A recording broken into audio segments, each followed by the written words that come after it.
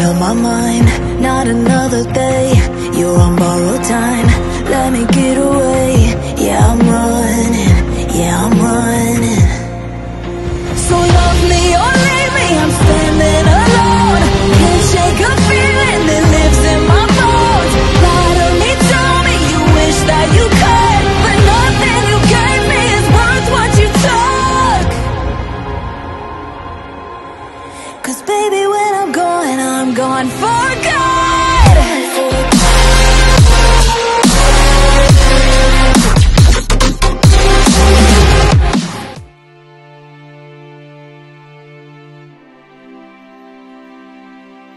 Melanjutkan dari kisah sebelumnya.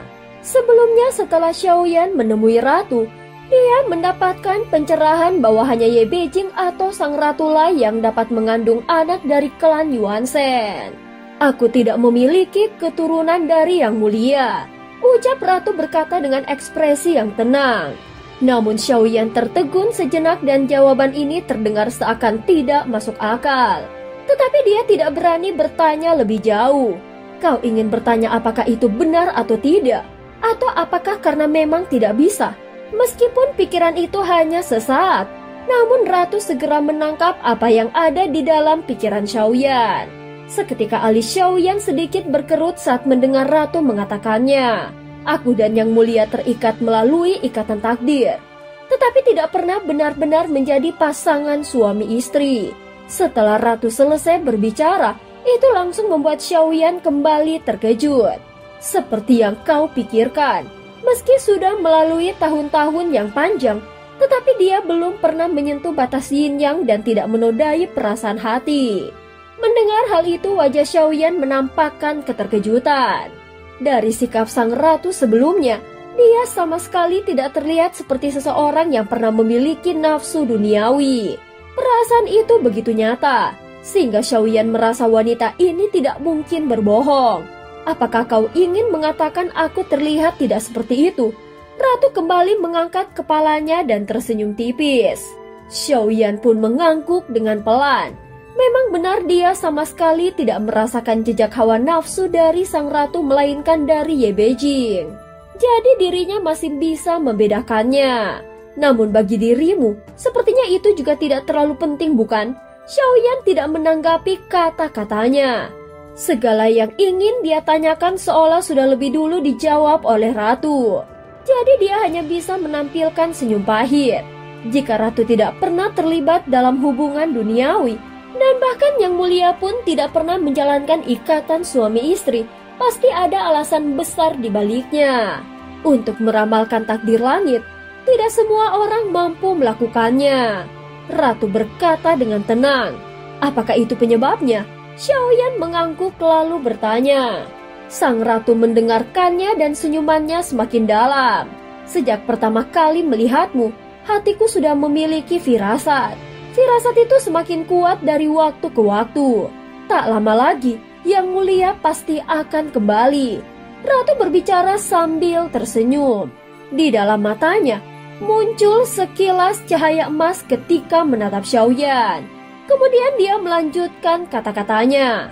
Mengenai apa yang kau tanyakan, pergilah mencari Ding Yue. Mungkin dari dirinya ada cara untuk memecahkan masalah ini. Tetapi itu hanya salah satu kemungkinan. Jika ingin berhasil, kau tetap harus mencoba lebih banyak jalan. Adapun tentang dirinya sendiri, ratu tidak melanjutkan pembicaraan. Namun jelas dia sudah memberitahu Xiaoyan kemana langkahnya harus menuju. Xiaoyan segera memberi hormat dalam dengan perasaan yang berat dia meninggalkan pavilium Tianji. Sejak pertama kali bertemu dengan ratu, terutama sejak dia tiba di alam dewa kuno, keadaan ratu tampak sudah jauh berbeda dari sebelumnya. Setelah mundur ribuan langkah, Xiaoyan terus merenung di sepanjang jalan. Ratu sebenarnya tidak ahli dalam pertempuran. Tingkat kultivasinya bahkan masih tertahan pada tahap ketiga keabadian para dewa. Padahal sebagai sosok yang kuat dari zaman kuno, seharusnya dia bisa jauh lebih kuat. Lalu mengapa hanya sampai pada tahap ini? Meski ratu tidak mengatakan secara langsung, namun Xiaoyan bisa merasakan bahwa semua itu pasti terkait dengan rahasia besar mengenai takdir langit. Takdir juga bisa mengikis takdir itu sendiri. Bahkan langkah kultivasi menuju dewa sepertinya tidak mampu menambalnya kembali. Namun itu hanya dugaan Xiaoyan. Walau begitu, perubahan pada ratu tetap bisa dirasakannya. Apalagi ratu juga telah mengatakan banyak rahasia kepadanya. Dia percaya kekuatan Xiaoyan sekarang sudah cukup besar untuk mengetahui hal-hal tersebut. Tanpa menunda waktu, Xiaoyan pun berangkat menuju arah di mana Ding Yue berada. Setelah Xiaoyan pergi di dalam pavilion Tianji, rambut panjang ratu yang hitam legam tiba-tiba bergetar halus. Dari akar rambutnya ada satu helai yang berubah dari hitam menjadi putih dengan kecepatan yang terlihat jelas. Namun di mata ratu tidak ada sedikit pun emosi. Dia hanya menekan jari dan helaian putih itu tertutup kembali. Rambutnya kembali rapi. Meski sebenarnya jumlah rambut putih yang tersembunyi sudah tidak sedikit lagi. Meski sekalipun ini melawan langit, namun aku tidak peduli. Semua makhluk hanya hidup sekali. Maka biarkan aku yang menanggung dan meramalkan untuknya.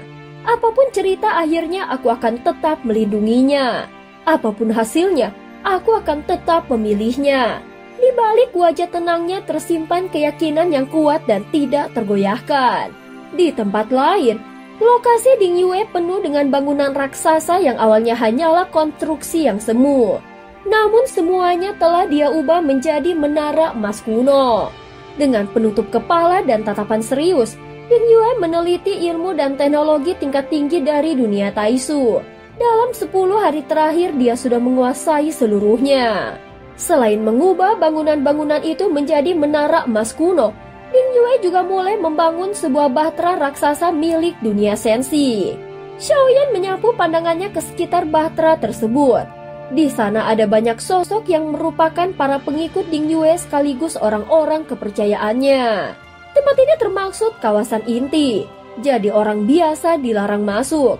Di dalam alam dewa kuno sudah ada aturan yang jelas bahwa selain orangnya Ding Yue, maka tidak seorang pun dibolehkan masuk.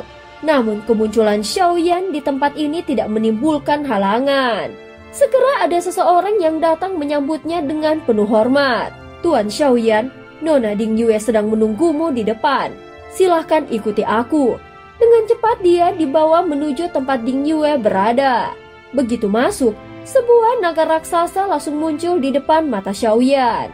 Itu adalah naga buatan yang dikerjakan Ding Yue berdasarkan tubuh asli Longyan. Saat terakhir kali Xiaoyan datang ke sini, Ding Yue juga sedang mengerjakan kerangka naga ini. Namun masih belum rampung. Saat ini baru selesai bagian tubuh dan cakarnya serta panjangnya sudah mencapai ribuan kaki. Tetapi dibandingkan dengan tubuh asli Longyan, jelas masih ada perbedaan yang besar. Xiaoyan begitu melihatnya, wajah Ding Yue dipenuhi sukacita. Dia tahu bahwa semua pencapaiannya hari ini baik dalam hal penelitian maupun penciptaan, semuanya berkat dari Xiaoyan. Di alam dewa kuno, baik tenaga maupun sumber daya, semuanya disediakan tanpa batas untuknya. Sehingga Ding Yue pun tidak menyia-nyiakannya. Dia telah menciptakan senjata-senjata yang luar biasa. Bahkan menggunakan seluruh sisa-sisa dari perang melawan Taisu untuk membangun kekuatan ini. Kau benar-benar memiliki bakat yang luar biasa. Dunia kecil yang kau bangun kini sudah terbentuk dengan jelas dan tidak bisa dianggap remeh. Xiaoyan pun tanpa ragu memujinya. Ding Yue tersenyum bahagia dan perasaan diakui membuatnya sangat gembira. "Kapan kau kembali? Kebetulan aku memang membuatkan sesuatu untukmu."